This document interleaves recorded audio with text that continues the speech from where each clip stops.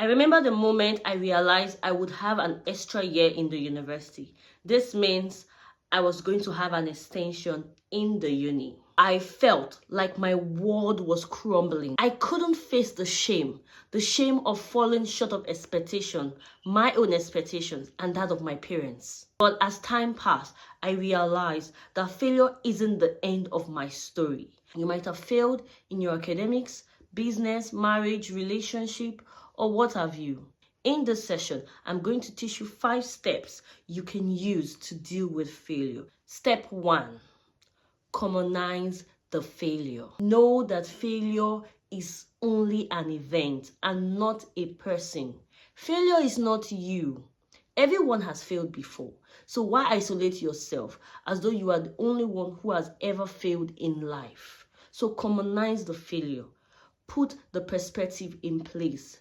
Failure is not permanent. Failure is temporary, and failure is only an event. Stop making failure bigger than it is. It's not permanent.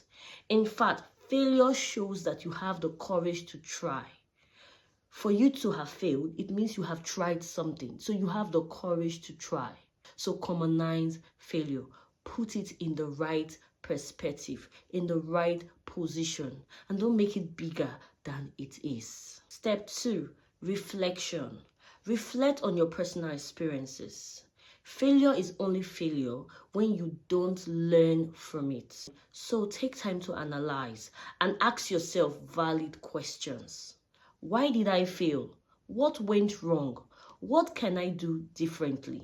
These are questions you should ask yourself in your reflective mode. It will be dangerous if you don't reflect after each setback. Take some time and reflect. Also, use the 24-hour rule. What does this rule say? The 24-hour rule is don't grieve your failure for a long time. So many people are too overwhelmed by the thought of failure. They grieve their failure for a very long time, thereby making it difficult to move ahead. Remember, failure is an event and not you as a person. The 3rd step, be humble and ask questions. Pride is the enemy of progress. So seek advice from others, especially those who can help you in that situation or can help you overcome such situation next time.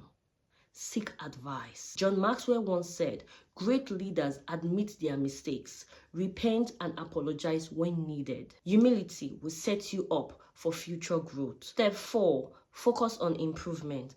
Adopt a get-ready mindset instead of focusing on good enough. When I was in the uni, I had friends who had different expectations on the grade they wanted to come graduate with. I also had my own expectations. For example, I had friends who wanted to come out with first class, but surprisingly they came out with a second class upper. I had friends who wanted just a second class upper. They didn't want any other thing. Somehow they ended up with a second class lower. I also had friends who wanted just a second class lower. They didn't want stress. So don't settle for good enough. Aim higher so you avoid the clique of failing again. Also, pursue goals with continuous improvement on yourself. Even in the height of success, don't stop learning and growing. Step 5, which is the final step, take action. Failure doesn't define you, but what you do after each failure ultimately defines you. Note, nobody is a total failure if they are willing to try something better and try something worthwhile. Thank you.